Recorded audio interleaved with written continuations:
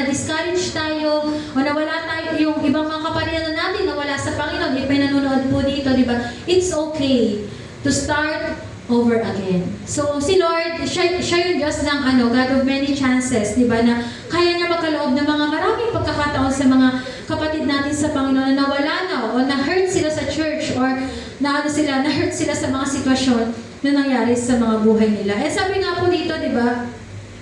Sabi po dito, God will not bless or back up what He did not ask you to do. So, lagi nating tandaan, dapat po, di ba, na pag sinabi ni Lord na mag-start ka ulit sa umpisa, di ba? Alam natin, di ba, na si Lord, back up natin siya, nasa likod natin siya. And once na alam natin si Lord, back up natin siya sa lahat ng mga paglilingkod natin.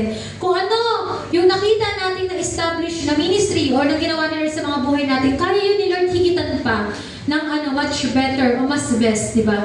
Na mga pagpapala sa buhay ng bawat isa. Next po, number 3.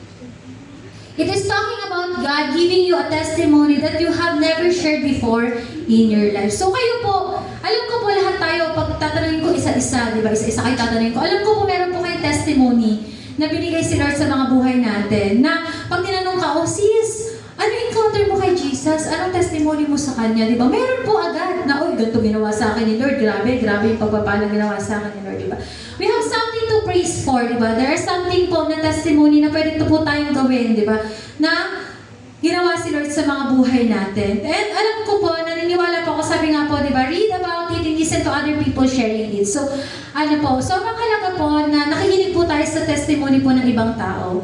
Di ba minsan na-amaze tayo sa mga tao na pag may mga na-invite na speaker, di ba pag uma-attend tayo ng ibang event ng church, di ba minsan nakaka-amaze na pag may nakinggan mo yung testimony na katulad nung dati po akong witchcraft, tapos bigla po akong na-transform ni Lord, ngayon po, lingkod niya na ako. Di ba parang nakaka-amaze makarinig na mga testimony kung paano sila binago ni Lord. And naniniwala po ako, di ba, na yung sinasabing something new, ito po yung mga testimony po natin na pinapanghawakan araw-araw.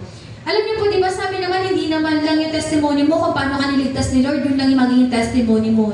Everyday po, may testimony po tayong ginagawa ni Lord, kabutihan po ni Lord sa mga buhay natin. Kahit nga po yung simple lang ngayon, kasi minsan hindi na po natin yung napapansin, alam niyo po yung mapapapresent ka sa Panginoon, pag nakauwi po kayo ng bahay na naligtas. Kasi nowadays po, di ba, parang ang evil po talaga ng mundo. Pero once na parang nakauwi ka sa bahay niyo, makakain kayo ng tatlong beses sa isang araw, may midnight stock pa, di ba? Pero yun po yung mga something na masasabi mong testimony kasi nakita niyo po hindi tayo pinabayaan ng Panginoon.